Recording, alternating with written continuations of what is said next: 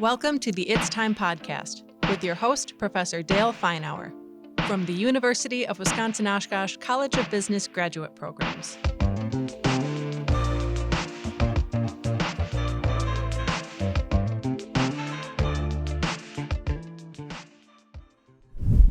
Welcome to another podcast, the University of Wisconsin-Oshkosh College of Business Graduate Programs. Today is another one of those days where you got me for the podcast. This is going to be Dale riffing on, talking about today what we're going to talk about. Today, what hopefully will light that fire a little bit more for your leadership skills is the question of emotional intelligence, and we're going to drop back behind that and first talk about types of intelligence. But one of the things that you'll hear throughout these podcasts are the importance of knowing your people, the importance of having that connection with your people. And that's really emotional intelligence. So today we're going to try and pull that apart, dissect that. What are the pieces of emotional intelligence? What does that mean? How does one grow their emotional intelligence? Is that even a possibility? So we'll be thinking about that. But before we get to the concept of emotional intelligence, I want to think a little bit about the concept of types of intelligence. For a long time, we thought of intelligence as a thing. There was a number. I'm old enough, I took the Stanford-Binet Standard Intelligence Test, and at some point in some high school, there was a number codified. Dale has an IQ of X. And if you had an IQ of 100, then you were considered, okay, average, and up to X, you were smart and a genius and what have you, unless you were a moron or whatever. Moron was actually one of their titles, depending on your level of intelligence, your IQ. And this would drive things like whether they thought you should go to college or not.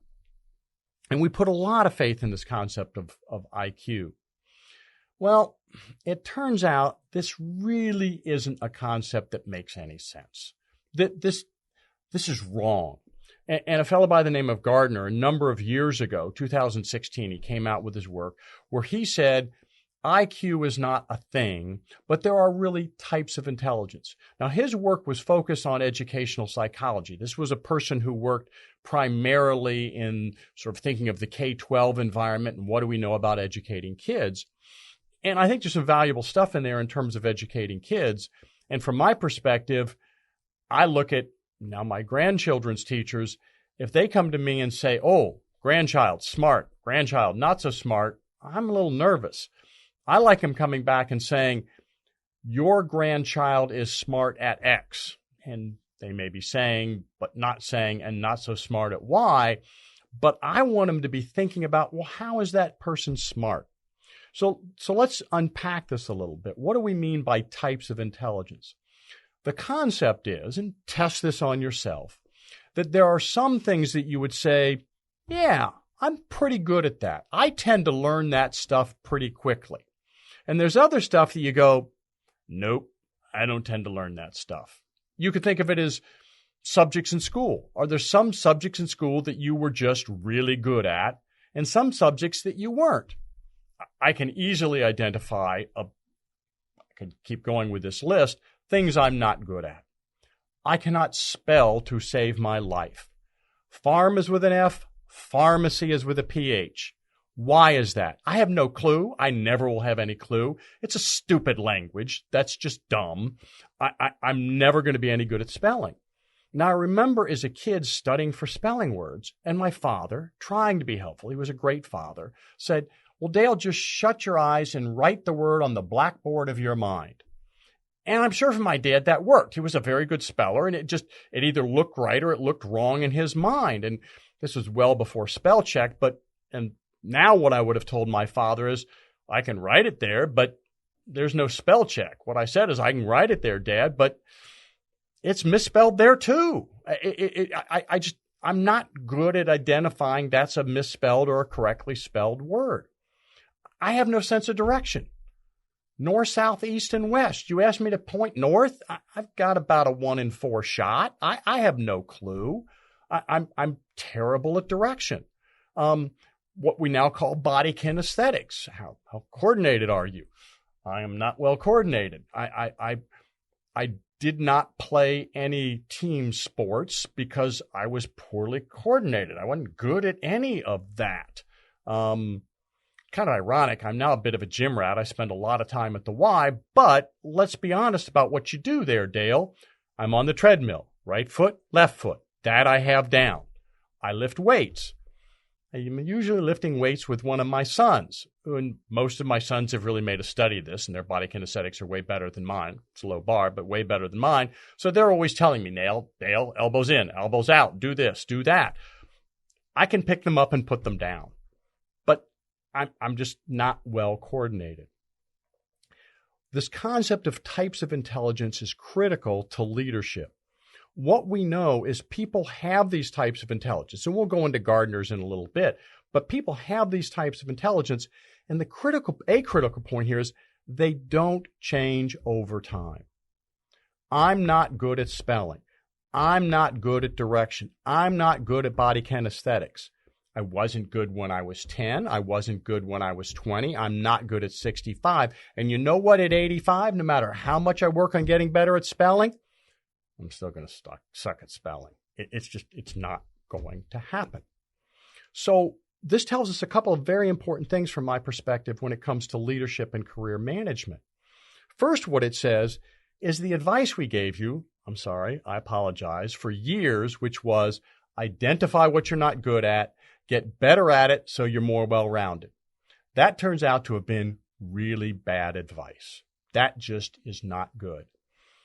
I'm not good at X. If the advice is get better at it, that means I'm going to spend a lot of time with something that I have a very flat learning curve on. I can spend loads of time trying to get better at something. And if it's not one of my types of intelligence, it ain't going to happen. I like to say you could put Michael Jordan next to me teaching me how to shoot a basketball. At this point, trying to shoot a basketball, several of my sons were on basketball teams in high school, so I shot some basketball, and I was atrocious at trying to get the ball to go through the shooting of free throws, getting the ball through the hoop. Put Michael Jordan next to me, and he coaches me. I could go, if Michael Jordan worked with me for an extended period of time, I could go from being atrocious to exceedingly bad. But that's the learning curve. That's as far as it's going to go. I am never going to be any good at that. Spending a lot of time trying to get better at shooting a basketball or hitting a golf ball or learning to spell or learning direction, there's no return on that investment because the learning curve is so doggone flat. What you need to do as a leader, as an individual, is to identify these are the types of intelligence I've got. This is stuff I'm really pretty good at. I'm pretty good at math. My mathematical skills are not bad. My logical problem-solving skills, I think, are pretty doggone good. How do I get and use that to a greater extent?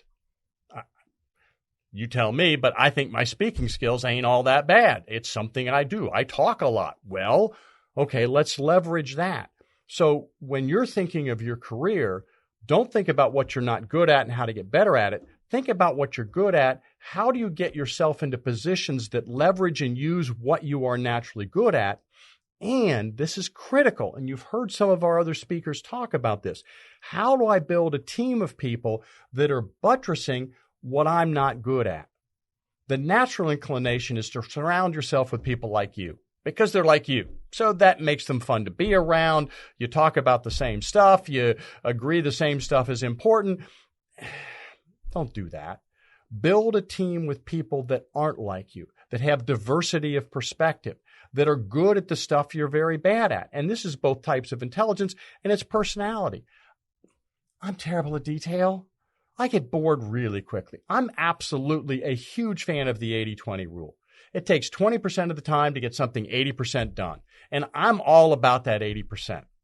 I take after my mother. My father, an engineer, electrical engineer. He was all about that final 20%. What we used to say is if my father and my mother or my father and I picked a row of beans, my father would pick every damn bean in the row. He wouldn't miss any of them. I would get 80% of the beans in the row, but I'd do it in 20% of the time.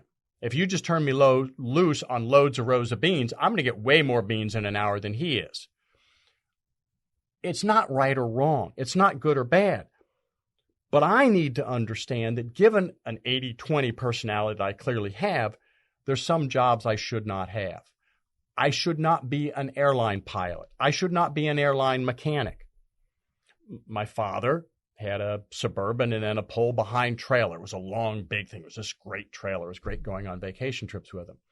As they got older, they decided that was enough of that, and he offered me that nice, big trailer that I could have that, and that would have been a great thing. But I took a deep breath and said, nope, don't want it, Dad. I'd love to have it, but I'm an 80-20 guy. I'm right 80% of the time.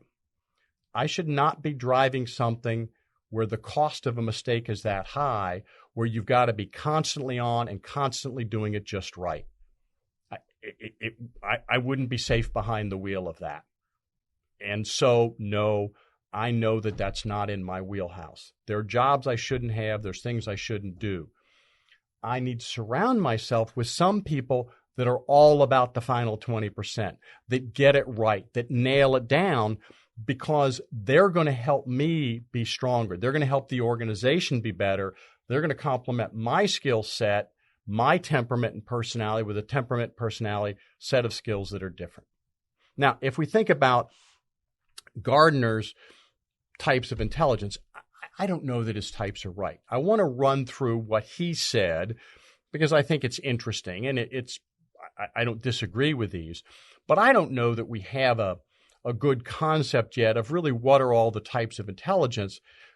I think I think you can identify for yourself, this is stuff I'm good at, this is stuff I'm not. And we'll talk a little bit more about knowing and not knowing in a minute. Visual spatial relationships. Are you good at looking at pictures, is thinking about pictures, interpreting graphs and charts? Some people are really good at that, some not so much. Are you a linguistic person? Are you a verbal person? Are you good at writing? Are you good at spoken language? Now, I personally would split that. Some of us are really good at writing. Some of us are really good at speaking. You may be good at A, not so good at B, but he put the two together. Logical, math, problem-solving skills. Are you good at that? Are you good at body kinesthetics? Are you good at music? Are you good at art? Are you good at the creative side, if you will? Later on, he added naturalistic. Are you good at understanding nature, putting a focus on nature, liking those things? And even later, he added existential. Are you good at thinking about the existential questions of life? Why are we here? What's the purpose? And he argued that those are things that some people are good at, some are not. Whether those are the right types of intelligence, I really don't know, and I really don't care. But I know that there are things that people are good at, things that they're not. There are two final types of intelligence that he talked about that I am convinced are different. Interpersonal skills and intrapersonal skills. How good are you at knowing yourself? We're going to talk more about this. And how good are you at interacting with others? These two, in my mind, make up what we think of EQ. And we'll talk about EQ in a minute. The distinction I would make is that these other types of intelligence, I think, are largely fixed. Can you get better at creativity? Can you get better at music? Yes, I think there's some of that. We can debate what is and isn't a type of intelligence. But some of this is not going to change. You're either good at it or you're not. We know that to be true from various studies. EQ, on the other hand, and we'll talk more about this, is something that we know you can learn and get better at over time. But let me go back to the do you know your types of intelligence? I would argue that many of us know a lot of our types of intelligence, and we're probably pretty good at understanding what we're good at. We know we're good at X and Y and Z, and I think most of us are right about the stuff we're good at if we have any self-analysis and self-awareness. But I've become convinced over time that many of us are not particularly aware of the things that we're not bad at, and that there's things we think we're bad at that in fact we're good at. And I would put creativity in that box. Let me tell you a story. As you know, I like my stories. So I'm working with the Grand Opera House years ago, and Joy Brown at that point was the executive director of the Grand Opera House. And Joy and I are working on something. We've been working with the board, and there were some issues, some challenge, whatever it was. And she and I are getting ready to leave the building. It had been a long day. It was the evening. And we came up with some solution. We got it. After some struggle, we had the solution. And Joy was excited by it. So she did this little tap dance kind of soft shoe number, something, I don't know. But I was like, Joy, that is really good. And Joy's response was, well, it should be good, Dale. I was a dance major in college, which I was unaware of. And I shared with Joy my perception at the time, which was I'm really impressed and jealous may not be quite the right word, but in awe of people who are good at any of the performing arts, that have musical ability, that can dance, that can sing, that can paint, any of that. But particularly the performing arts, I can't do any of that. And Joy looked at me and said, Dale, what are you talking about? I've watched you do presentations. You are a performance artist. I was like, This was a 180-degree mind shift for me. I had never thought of giving a lecture, having a class discussion as performance. No. That's just talking in front of a group. Well, Joy characterized it as a performance art, which caused me to drop back and think, well, maybe I am good at some of that. The other thing that it did is it caused me to think a little bit more about my lecturing. So you then start thinking about lecturing as a performance art. And you start looking at what actors do. And you realize that your inclination when you're teaching, and I'm in front of 125 students and I'm lecturing and I'm going on, and the students are not paying attention. I don't have all of their attention. They're on their computers buying shoes or doing whatever they're doing, and I need to catch their attention. Well, I should get louder. I should be with the program. I'm on. I'm going.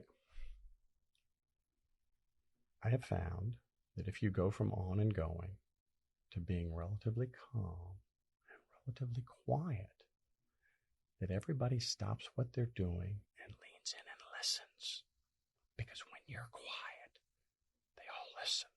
I don't know why this is true, but if you watch actors and you watch crowds and you think about this, that is true. So once I reconceptualized myself from being bad at the performance arts to potentially good at them, and I thought of what I was doing in that sense, it changed things. And I think many of us do this.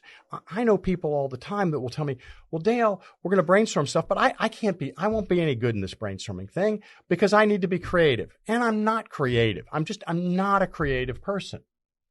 It's like, wait a minute, you were just telling me about this quilt that you made, how you designed this quilt and made this quilt, and it won some award for being this really great quilt. Well, yeah, that's quilting. I'm good at quilting, but I'm not creative. People are easy to put I'm creative in this little box and not recognize that it's a generic skill. And I think that's true with a number of things, that people will say, no, I'm not good at X, when if you think about it a little bit different, maybe you are. So I would encourage you, to the extent that you think, hey, I'm not good at X. Yeah, maybe. But maybe if you think of it a little differently from a broader perspective, maybe you really are. Now, if you think you're good at something, this is one where I think we probably got it right. And yes, you probably are good at that area. But the areas you don't think you're so good at, you might want to touch base with some other folks, some of the folks who know you. What do you think? Do you think I have any skills that are creative, that are musical, that are et cetera? I think that can be a good question to ask. Now, as I said, these types of intelligence don't change over time. If you are not good at direction, spelling, what have you, you will, in my mind, never be particularly good at it. And it's not a worthwhile investment to try and get better at it. However, I don't think emotional intelligence is that way. I think emotional intelligence is different. It is a learnable skill. Now, let's think a little bit about what emotional intelligence is and what emotional intelligence isn't. We've all probably heard the term EQ. But I think, and this is not my definition, this is a generic definition, EQ is the ability to be aware of your and others' emotions, and then to use that awareness, to use your social skills in that awareness to achieve desirable outcomes, to influence. And throughout these podcasts, you've heard a lot about the term influence, to influence the situation. can I be aware of me, aware of others emotionally, use that to influence and get a desirable outcome? And now, a few words about some of the programs and services offered by the UW-Oshkosh College of Business. Powerfully positioned, strategically designed, results-driven. That's what sets the University of Wisconsin-Oshkosh Master of Business Administration program apart in Northeast Wisconsin. Our MBA professional program offers flexible course options to meet the needs of working professionals seeking career advancement. Take the courses 100% online, in person during the evenings in Appleton or Oshkosh, or a combination of both, and earn your MBA in as little as 2 years. No GRE or GMAT required. It's time to achieve more with a graduate degree from UW-Oshkosh. Visit uwo.sh/MBA to learn more. That's uwo.sh/MBA. Visit today. That is, in my mind, what EQ is. It's not being nice. Some people think of EQ as being nice. It's the person who's always friendly, and they're happy and they're friendly and they're saying nice things to people, and people enjoy their company and maybe they're witty. Well, yeah, there's some of that, but sometimes using your EQ means you have to have a hard conversation. You have to have a difficult, challenging conversation with someone. But you can find a way to do it to influence the outcome and get a good outcome out of the situation. That's EQ. It's not always about being nice. It's not always about sharing your emotional state. Some people think EQ is, okay, yeah, this is a person who's always willing to talk about they're happy, they're sad, they're whatever. No, EQ isn't necessarily that. Being aware of it is useful, but that's not what EQ is. Now, what else do we know about EQ? We know that on average, women have higher IQ than men. We've been studying this for years. People do research on this sort of thing. On average, you give 100 women an EQ test, you give 100 men an EQ test. On average, women will score higher than men. Now, we got to be careful about this. First of all, we can have a fascinating discussion about why that is true. We could go back to evolutionary psychology, which you know I'm a fan of, talked about before, E.O. Wilson's work.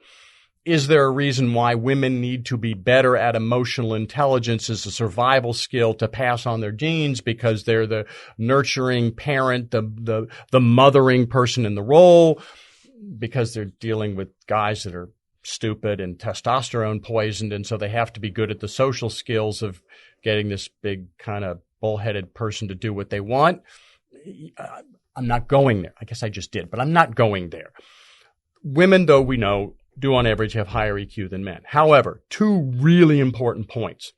The variation within women and the variation within men is huge.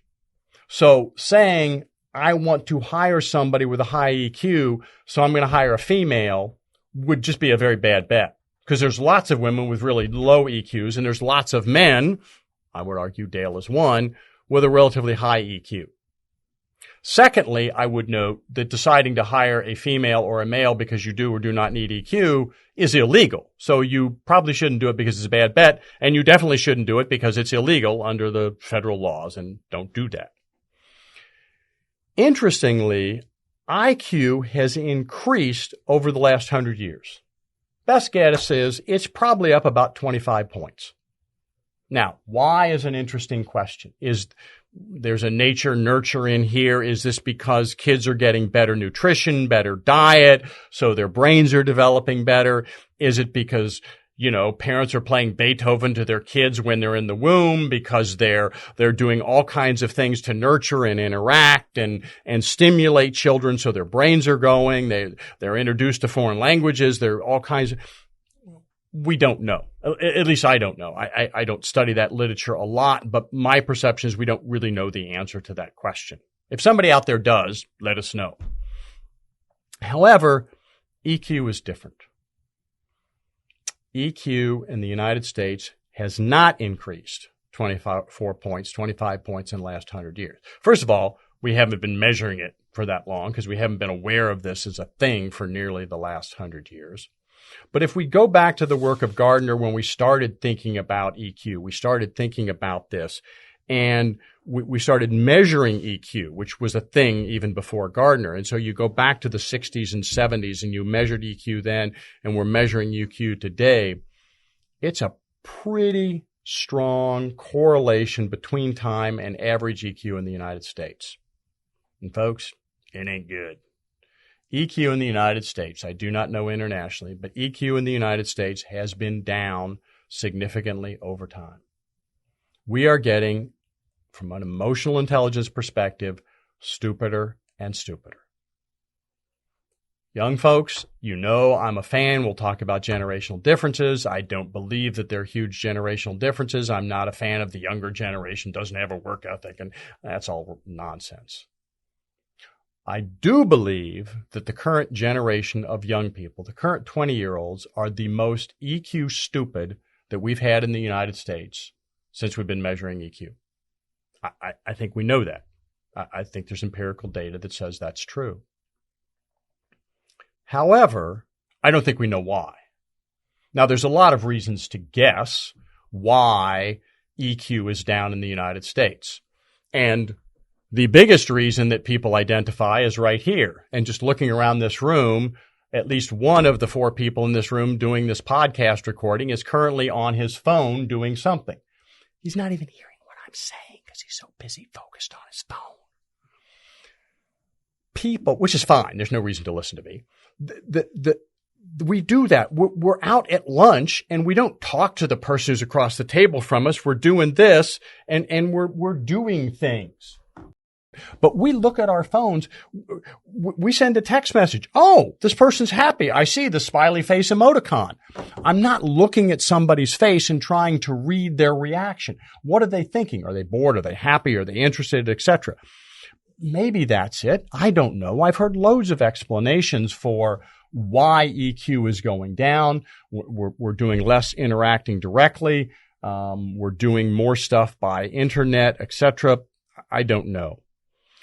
But I am convinced that EQ is declining. I am also convinced that EQ is an increasingly important skill. There is no doubt in my mind that from an employment company perspective, quality of work, of non-work life, we'll talk about briefly in a minute. But from a work perspective, EQ is more important now than it ever was before. If you think about the good old days, which were not so good, we'll talk about that in another podcast, back when the vast majority of the U.S. population that was working outside the home, they were, putting left front tires on Chevys. They were working in the assembly lines. They were doing that sort of manual labor. You didn't need much EQ. You didn't have to understand the tire to tighten the lug nuts on it. But in the world we're in today, I'm convinced EQ is way more important. First of all, so much of our economy has moved to the service economy. So we're interacting with people. If you're in the service business, you're in education, you're in healthcare, you're in transportation, you're in retail, you're in food service, you're interacting with people. And your ability to interact with customers and to make those interactions positive, to make those feel good from a customer perspective is impacted by your EQ, and way more jobs require that. Even entry-level jobs require that. I think we've all been in scenarios where we looked at someone even at an entry-level, Walmart, fast food, working as a clerk, working as a stock person, who was interacting with a customer and went, ooh, that was kind of scary. That clearly was not something that company would have wanted the person to do. That showed a lack of respect, of dignity, of understanding of the other person's perspective. There was no empathy there. We've also seen people that are just absolutely amazing at that.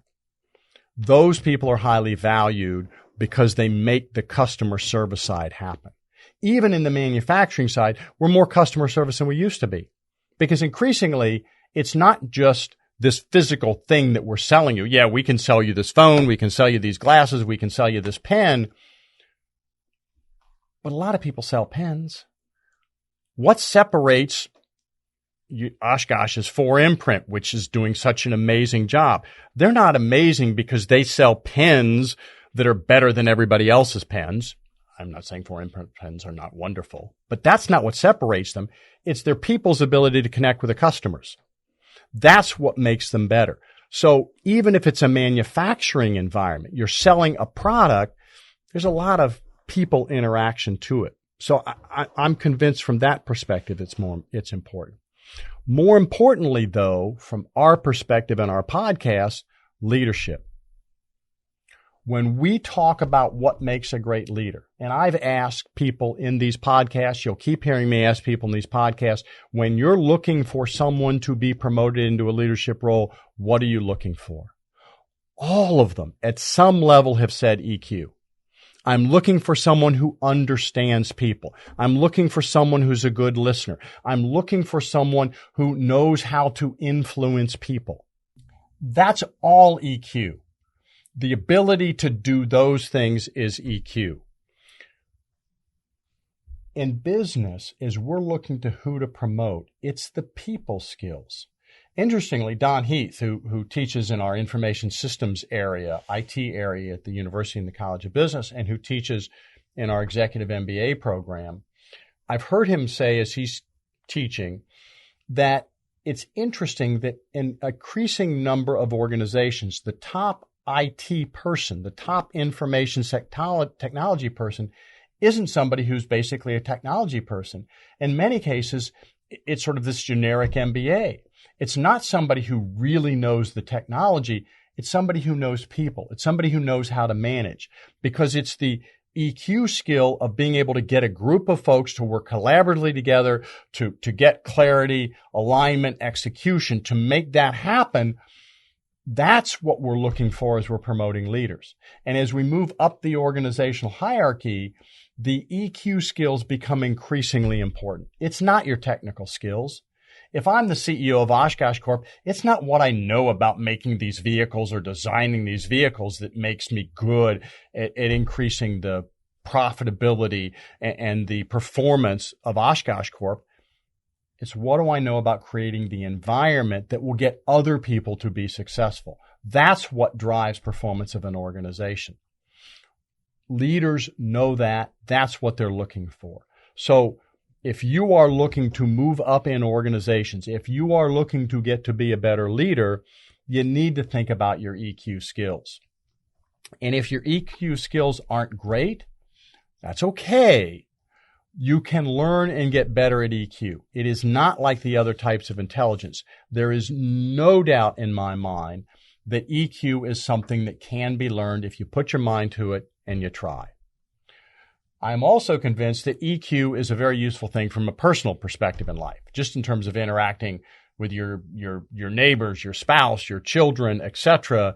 That this is a very useful set of skills, but I'm not an individual coach for your personal happiness, so I'll make that one relatively short, but I do think it's important. All right, what are the aspects of emotional intelligence, and how do we grow your emotional intelligence? Well, let me hit very quickly growing your emotional intelligence. Lots of stuff out there on EQ. You can find all kinds of tests of your EQ that will break down your EQ in these various areas and give you exercises and things to do to get better at EQ. And some of those are great. I'm not negative. However, I'm convinced for most of these, if you just drop back and ask yourself the question, am I good at that or not? You probably know, and you probably got it right. And there are probably friends and relatives around you who, if you're not sure, you can ask. They can give you good feedback. So take the test if you want, but I think you know. If you want to get better at these things, it's a simple answer. Practice. Look at them, think about them, and spend time working on them. Just being aware of them is, in my mind, the best way to get better at these things. So let's talk about these things. How do we conceptualize what emotional intelligence is? As we go through this, I'm going to talk about it a little bit from a Dale perspective. Okay, am I good or am I not so good at that? And I don't want to sound egocentric, but I'm really bad at lots of stuff. It's a long list. I think of EQ as kind of being in my wheelhouse. So generally these will be, this is how I think of myself as in this perspective. But first, there are three things that you need to be aware of that are really very internal. It's that internal stuff in terms of Gardner's types of intelligence, your internal intelligence, if you will. First of all, how aware are you of your emotional state?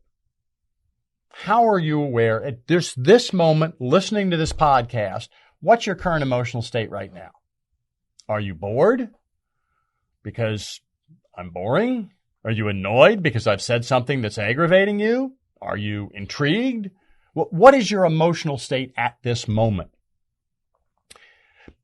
Most of us, our emotional state's sort of a stable thing most of the time. So it's really interesting to ask this question, not just sort of now or randomly, but ask the question about your emotional state when you are in various situations. So I'm getting ready to go into a meeting. I know this is a meeting where there's going to be a debate about whether we go direction A or B, and I care a lot about this.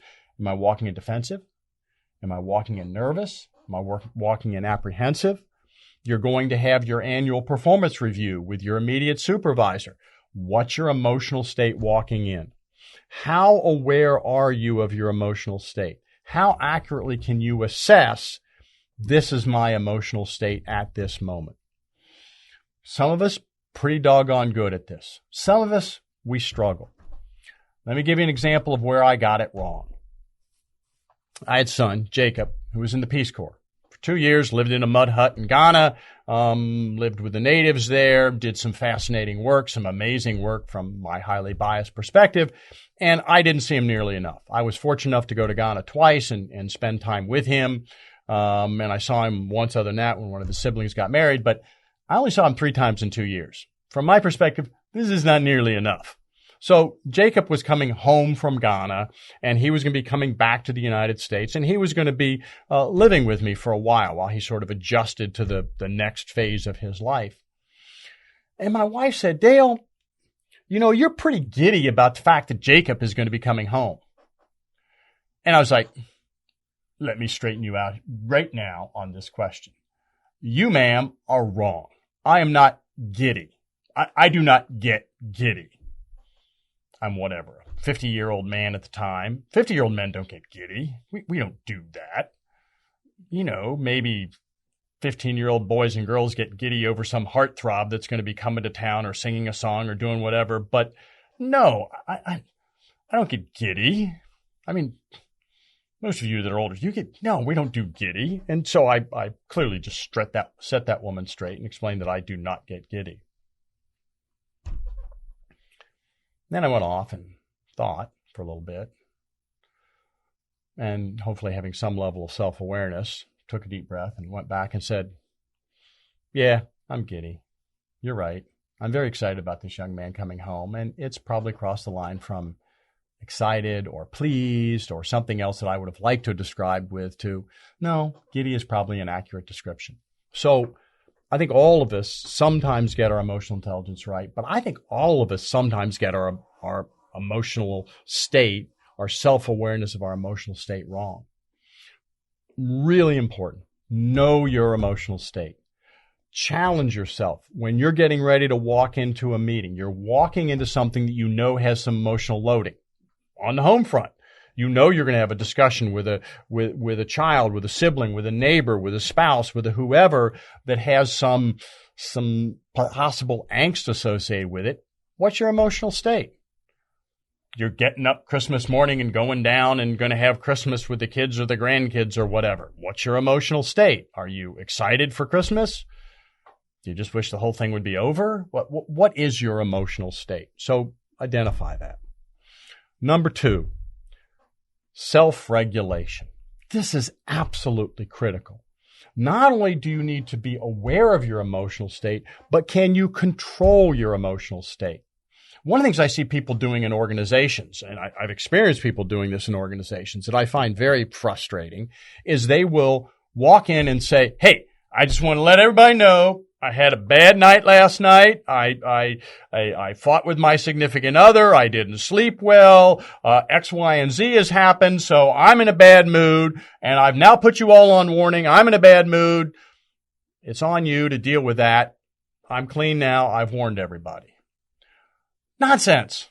You do not get to walk into the workplace and say, or into your family, but that's okay. Again, not my area of expertise. This is the second one of these I've owned. You don't get to walk into the workplace and go, hey, I'm going to be a pain in the butt today. I told you so. It's not on me. No. You need to be able to control your emotional state. I'm a huge fan of controlling your emotional state. I learned this when I was relatively young. When I was in high school, I'm exceedingly fortunate. I had 4 grandparents and I got to know all of them well. And there was a phase of my life where I got to know each one of them well for various combination of reasons. But my paternal grandfather and I got to know each other well when I was in high school. One day a week for a couple of years, I would get off the bus and go over and spend the afternoon and the evening with him. My grandmother not yet retired, and I'd spend the afternoon with him, and we'd play cards and we'd talk about life, about all kinds of things. It was a wonderful experience. Grandma would come home. She was a great cook. She'd fix a wonderful meal and take me home. It was great. But one of the things my grandfather taught me, he was in electrical construction, and he was a superintendent of really large jobs. So he worked huge jobs, and he was the guy in charge of those jobs and had lots of people that were working for him and lots of people in the other trades that he was working with. What he taught me was, Dale, if you're in a room with half a dozen people and you're debating some topic, some issue, and they all get mad, they all get upset, and you're calm, you will win every time. If other people lose control of their emotions, if you lose control of your emotions, you will say and do things that you will regret. You will not get the outcome you want. You need to control your own emotional state. You need to decide, at this moment, I had a bad night. I didn't sleep well. I'm tired. But I have decided that I am going to be positive. I'm going to be in the moment. There's a video that was big a number of years, fish video, that talked about the fish market in Seattle and how there's this fish market there, and they throw fish, and it's a great fun place to be, and lots of people there and go fish because it's just an entertaining thing. And they had a number of aspects of what made the fish market so successful, and one of them was being in the moment. And there was a guy who was in the video that talked about it, and he says, look, I may not want to be at the fish market today. Fish smell. And it's heavy throwing these fish around and throwing this ice around. But I'm here now. I will make the conscious decision to be in the moment. I am going to be present at work today. I'm going to be in a positive state of mind. Somehow walking from the car into the workplace, I will decide that I am going to be positive and on. Go. You need to be able to control your emotional state. Don't let somebody else control it. Now, this is not an absolute. You come home and something really bad has happened. Your spouse tells you they have cancer or something. Well, you don't get to say, oh, well, that makes you say, no, I'm going to control my emotional state. I'm going to be a happy person. That would be a sociopath. That would not be good. That's not healthy. So this is not an absolute, but I'm convinced to a large extent you can control your emotional state. And now a few words about some of the programs and services offered by the UW-Oshkosh College of Business. The Cybersecurity Center of Excellence at the University of Wisconsin-Oshkosh is focused on solving tomorrow's problems today. Corporations and other businesses in Northeast Wisconsin can utilize the center for threat analysis, incident response assistance, cybersecurity awareness and training programs, and professional development for technical and other staff. Learn more about the University of Wisconsin-Oshkosh Cybersecurity Center of Excellence at uwo.sh/cybersecurity. That's uwo.sh/cybersecurity. I teach. I love to teach. I love being in the classroom. It is my recharging of my batteries as being in the classroom. It's to a large extent my source of energy and jazz, and I thoroughly enjoy it. But there are times that I'm walking into an 8 o'clock class. I love morning classes. I'm a morning guy. and I'm walking into the 8 o'clock class, and particularly if it's a large lecture environment. So this is 150 students in the room, something like that. And you got to bring energy. If you're not on with 150 students, 8 o'clock in the morning, it's dead and it ain't going to work. So you got to bring energy. You got to be jazzed. You got to be walking in there fired up. And I usually am, because I just am. But how do you make sure? How do you make it happen? Well, for one thing, those of you out there who have had Dale Feinauer in class know this little part of the story. I wear my academic robes to class. I wear my robes to class every day. The gown thing with the crushed velvet, because I have a PhD. Aha. That kind of thing. I wear that to class every day. Why do I do that? Well, there's a number of reasons why I do that. But one of the reasons I do that is it's like an actor. Back to that, are you good at any of this performance art stuff? I think of myself in some ways as an actor, and I'm putting on my costume. And when I put that robe on and I get ready to go to class, I'm now in costume. I'm ready to go. And I know people look at me and think I'm weird walking down the hallway with this robe flowing behind me, but I'm having a good time. I'm not worried about it. One robe story. I was one time playing volleyball at lunch, and I'm not well coordinated, but I can play volleyball. This was years ago. And it was a close game. And I don't remember if I won or lost, which must mean I lost, because if I'd won, I'd have remembered that. But it was a close game, and it's getting close to I need to be in class. So I go back to the locker, and I don't have time to shower, and I don't even have time to put on my jeans or whatever work pants I was wearing for the day.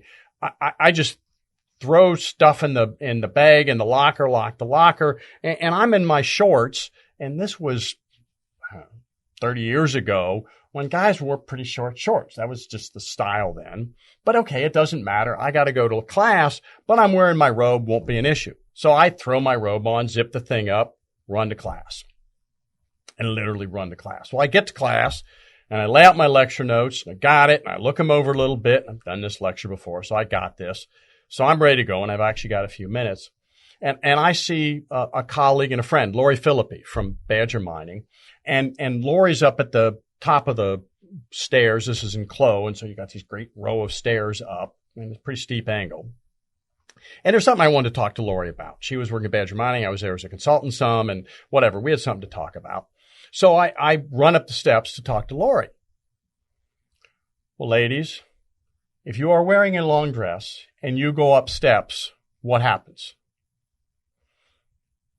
If you don't do anything, you will trip and fall on said dress. Well, I knew this, folks. This is not a story about Dale tripping and falling. I knew I'd been doing this long enough that you have to hike the thing or you're going to trip and fall. So I hike the thing and run up the stairs. You can hear this gasp going from the front to the back of the room as students see these bare chicken legs of the professor underneath the robe. And you can just hear all the minds going, I kind of wondered, but now we know he doesn't wear anything under that robe, which I knew that was a really bad thing. I was aware that this was not going to be good. So I unzip the robe, tell the story about the volleyball, etc. And in the future, I never wear the robe zipped, so we could eliminate that. But wearing the robe is one of the ways I control my going to class and being on. The other way I do it is if I'm going to go to class, and I'm going to put on the robe, but I'm just not feeling it this morning. I listen to tunes. And there are certain tunes I listen to that will get me energized and pumped. It's a way I control my emotional state is by listening to this music, which I associate with being on. Fleetwood Mac, Tusk. If you know Fleetwood Mac, if you know Tusk, recorded with the UCLA marching band, there's a marching band. There's bass and there's stuff and there's energy. I listen to Tusk and I'm ready to go. Sometimes I listen to Eric Clapton. The song I listen to is Cocaine. Let me be clear. I'm listening to the song. I'm not endorsing the drug in any way. And I'm no. But there's energy to Eric Clapton Cocaine. I mean, that's just a tune that's got some pump to it. The other one is Shania Twain. makes me feel like a woman. There's energy to that song. Now, this does also mean that sometimes I've just listened to Shania Twain, makes me feel like a woman. I've thrown on the robe and I'm walking to class and I'm thinking to myself, don't sing it out loud. Don't sing it out loud. Don't sing it out loud. But, the point is you think about how do you self-regulate? How do you get yourself into the emotional state that you want? You have to figure out what motivates you. And motivating you is the third of these. How do you motivate yourself to do those things that you think and know you ought to do, should do, that are good for you in the organization to do, but you don't want to? We all have things that we look at our to-do list and go, oh, item 3 on my to-do list. I don't really want to do that. Let's just take that off and put it on tomorrow's list because I don't want to do that. I don't want to have that conversation. I don't want to do that thing. And we all in life, whether it's forcing yourself to go to the gym or whatever, there are things that you know you ought to do that are good for you that you don't really want to do. How good are you at understanding yourself, being self-aware, self-regulating enough to motivate yourself to do those things that you don't really want to do? This morning, I didn't really want to go to the gym. For some reason, I wasn't feeling it today. But I have found ways to motivate myself to go to the gym. One of the ways I motivated myself to go to the gym today is I was meeting son Joe at the gym. So if I didn't go to the gym today, I was going to have to text Joe and say, Joe, I'm being a weenie and not going to the gym. Well, you don't want to text your son and say you're being a weenie and not going to the gym. How do you motivate yourself to do those things that you may not be particularly desiring to do, but you know it's good for you to do? A critical part of emotional intelligence. If you can do these 3 things with yourself, be aware of your emotional state, regulate your emotional state, and motivate yourself to do things you don't want to do, you're well on the way to having a high EQ. All 3 of these things, if you want to get better at them, practice. Ask yourself the question, what is my emotional state from time to time during the day? Practice saying, my emotional state is X. I'm apprehensive and nervous. I want to be calm. Personally, I meditate. I'm not saying you need to meditate, but I do transcendental meditation. And if I'm knowing that I'm feeling a little tense, I know that if I take 20 minutes, get my mantra, meditate for 20 minutes, I'm going to be much calmer walking into that meeting. How do you regulate your emotional state? Practice doing that. How do you motivate yourself to do things you don't want to do? When does your motivation work? When does it not? How do you learn from that? Figure out how to make these 3 things happen well on your way to emotional intelligence. Now, the other 2 are more external. One is empathy. How good are you at understanding the emotional states of others? And they test this where they take a bunch of pictures of people with various faces and looks and body languages, and they'll take that picture and show it to 100 people and say, okay, what is this person? And 95% of people say that person is sad or happy or angry or what have you. Okay, great, fine. That's the correct answer. And then they'll flash that picture in front of somebody just for parts of a second. And how good are you with just a quick look at that person at going, that person's sad, that person's happy? Do you tend to get that right? And some people are amazingly good at that. They're very good at identifying the emotional states of others. Again, it sounds like I'm bragging, but empathy is my superpower. I'm really good at empathy. Now, this is a benefit and a curse all at the same time because I feel other people's pain fairly significantly, which sometimes makes it really hard for me to communicate information which is going to be tough, to have some of those difficult conversations. And we'll talk about having difficult conversations in another podcast. But I struggle with that because I feel that pain. I've always been that. When I was a kid in high school, sophomore year, between sophomore year and junior year, freshman and sophomore year of high school, I worked at an amusement park. I was one of those guys with a dustpan and a broom, walked around, swept up cigarette butts. But the organization, it was an amusement park, had a place called Lost Parents, which if kids got lost, that's where you took these lost kids to meet up with their parents. I am sure I showed up with more lost kids than anybody else that year. I mean, the people who ran it were like, oh, Dale's back with another lost kid, because I was really good at finding lost kids. Well, I have empathy. So it's easy for me to look at a kid's face and go, oh, that doesn't look right. That kid, that's not the look you're supposed to have in an amusement park on that kid. So I go talk, fine. Yeah, kid's lost, etc. Now, let me digress a little bit on amusement park and kids. I used to often take the kids' rides area of the park, was often the area I was cleaning. It amazed me how often I saw families fighting at the damn amusement park because the parents wanted to tell the kids which ride they were going to go on next. You're taking the children there to have a good time. Let them go on whatever damn ride they want. Do not micromanage your kids' fun when you're having them out for a day, which is nothing but fun. But anyway, have fun at the amusement park. Let the kids do what they want. Not the dangerous stuff, but let them ride whatever rides they want. But empathy. How good are you at identifying the emotional state of others? How quickly can you see other people's emotions? How often do you get it right? How often do you get it wrong? And I think we all know people that are really, really good at empathy. They're just very empathetic people. They know the emotional state. They can read it. They can see it in the conversation. They know, oh, okay, I'm starting to step in it because they're starting to get angry. This is working. This is not working in it, that sort of thing. Second, is the question of how good are you at using all of this, all of the internal empathy. How good are your social skills? How good are your listening skills? How good are your conflict management skills? How good are, we've talked about this throughout the podcast, how good are your influencing skills to drive a particular outcome? Can you wrap all of this stuff up and get an outcome that you're after? If you can do that, if you can drive the outcome that you're after, that ultimately is an indication of EQ. In an organization, the ability to do that, the ability to listen, to identify, to understand the people aspects of the problem. Because of the people aspects of the problem.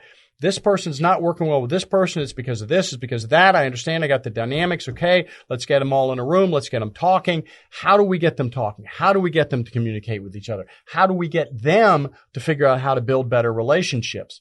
If you can figure out how to do that, if you can figure out how to get the group moving forward collaboratively, if you can get that clarity, that alignment, that execution, if you can make all of that happen, that's social skills. And that is EQ, and that is an amazingly valuable thing. I'm a huge fan of this. Now, let me drop back.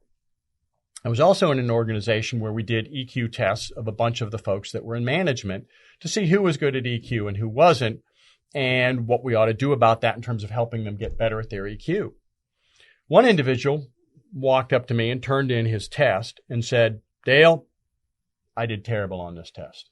He said, I know the right answer. I know exactly what I needed to circle for every one of these questions, so I would come back with a very high EQ. But I didn't do that. I circled all the answers that are really what I would want to do and how I would react. And you know what, Dale? I don't want to be a manager anymore. This test has convinced me I'm an engineer. I like being an engineer. He worked with metal a lot. I like metal. Metal does what metal does. You bend it, it bends. If you bend it too much, it breaks. It has certain qualities, and it does. You don't have to ask it. You don't have to be nice to it. You don't have to be polite. You don't have to be empathetic. Engineering principles are engineering principles. I don't want to lead engineers anymore. I realize why I'm not a happy camper right now, because I'm trying to do EQ when I don't want to. I thought that was an amazing self-awareness. I thought that was an amazing result from that test. And it helped this individual say, okay, I'm going to go back and be a much better engineer. I'm going to focus on being a great technical engineer, and I'm not going to go into management because it's not what I want to do. And it's not going to make me happy. And in the end result, probably wouldn't have been particularly great at it. So EQ isn't for everybody. If you're not good at it, that's okay. If you don't want to be particularly great at it, that's okay. But then think about what are the jobs you ought to be in. Don't put yourself in a job that requires a lot of EQ and then be miserable because you're not good at it, miserable because you're always dealing with these people with problems. And if you find that all annoying, then that probably isn't what you want to be doing. Final point with regard to EQ from a workplace, but to some extent a life perspective, is there are some ethical issues in my mind associated with EQ.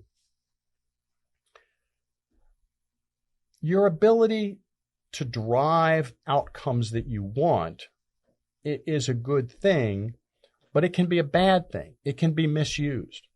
We know that sociopaths as a group tend to have high EQ, which I find absolutely fascinating. Sociopaths as a group have an high EQ. I don't know why. I don't know enough about psychology to figure out why that occurs, but it's true. We know that lots of sex crimes involve people with fairly high EQs. So the guy convinces the woman to go down the alley because he reads the woman well enough to say, hey, there's a kitten stuck in the drain down there and I need a hand getting it out. Well, the person doesn't really think I ought to be going down this alley, but yeah, I'm really into kittens, so I'm going to go. And they use their emotional intelligence to talk the victim into an environment which they otherwise wouldn't want to be in. So you can use EQ to do absolutely horrendous, terrible, awful, evil things. You can also use EQ for good. And I don't have an easy line. Are you working for the good of the organization? Okay, that makes sense. I don't think the line of are you working for the benefit of the person you're talking to? Because sometimes you use your EQ to drive an outcome that may not really benefit some people, maybe to their detriment, but it's to the overall good. And if you're a utilitarian who believes in the greatest good for the greatest number, maybe you think that's okay. I don't have an answer, but I do think it's really important if you perceive yourself as having a high EQ to drop back and ask some really good questions about how am I using this? And is this a skill? Is this a superpower which I'm using in a positive way or using in a negative way? So to summarize all this, types of intelligence, there are a bunch of types. I don't know what they are, but I bet you know what you're good at and you think you know what you're bad at, and you're probably right a bunch on the what you're good at. Ask others about what you're not good at. Think about getting jobs which are going to use the skills that you have, the types of intelligence you need. Try to work into an environment where you can lead others, where there's some folks that are good at and have types of intelligence you don't, so the diversity and the combination can work well as a group. Encourage them to challenge you. I'm a fan of trying to grow your EQ. I'm convinced it is very valuable in organizations to get better at thinking about, understanding, having empathy for people. As I said a couple times throughout this, I think of myself as having a reasonably strong EQ. But as you've heard a number of people say throughout our podcast, and you will hear I'm convinced in future podcasts, it's a journey that's never over. Do I think I have a decent EQ? Yeah. Do I think that means I'm done getting a better EQ? Absolutely not. I think it's something that I still need to work on, and I'm convinced that EQ is something that if you work on, you can get better at. So, I encourage you to think about this. Think about whether any of these things make sense, and we may have given you some nice kindling for your fire that you can use immediately. And maybe there are a few Yule logs in there of, oh, that's something I want to spend a little time thinking about. So thank you for listening to this podcast. I look forward to interacting with you on the next podcast. And I would make a request. If you've listened to a number of our podcasts and now you got some questions, you think, here's a topic I'd like them to talk about. This is a question I'd like Dale, or I'd like his guests. I don't care what Dale thinks, but I'd like some of his guests to pontificate on and answer and think about this question. Let us know those things. You can email them to me at the university. My email address is in loads of places, but it's fairly simple. It's Feinauer, Feinauer, at uwosh.edu, Feinauer at uwosh.edu. If you've got thoughts and ideas for these podcasts, you've got questions you'd like us to address, we'd love to hear from them. We'd love to hear from you. Thank you very much. Have a wonderful day.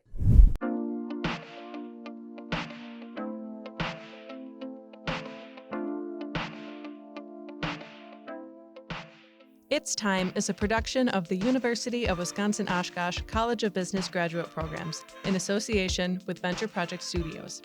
Executive producer, Aaron J. Armstrong. Host, Professor Dale Feinauer. Creative Director, Madison Potratz. Director of Photography, Elazar Kloon. Audio and Video Editor, Elazar Kloon. Marketing Strategy, Tara Larson. Social Media, Anwar Mahana.